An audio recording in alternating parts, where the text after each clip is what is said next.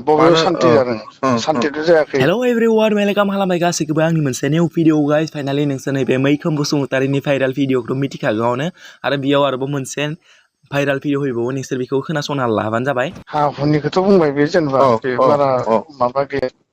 बै मोनसेखौ बुंदों जे सान्ति फैदों होनना बुंदों, माने बबेयाव सान्ति जादों सान्तिथ' जायाखै, मोननै मोननै उग्रपन्थि जाबाय, मा सान्ति जादों बे होननानै।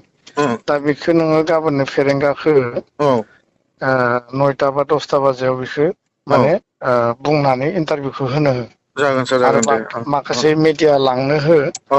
ओमफ्राय नोङो सों जे हाग्रामाया जे माने सान्ति माने फैयो, माने सान्ति फैयाखै होननानै बुंदों प्रमद बर'नि सरखाराव।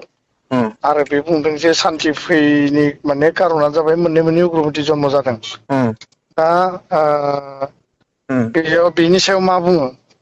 बेनि रिप्लाइआव फेरेंगाया बुंनांगौ जे उग्रपन्थि जन्म होग्रा मानसिया सोर होननानै।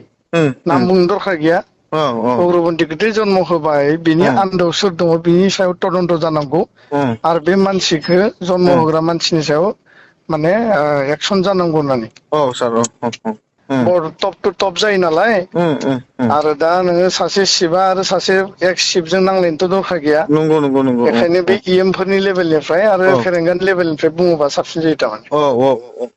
दे जागोन दे सार, आं बेखौ थिग खालामगोन दे। गाबोन नोङो बेखौ माने रिएक्सनखौ लाथार।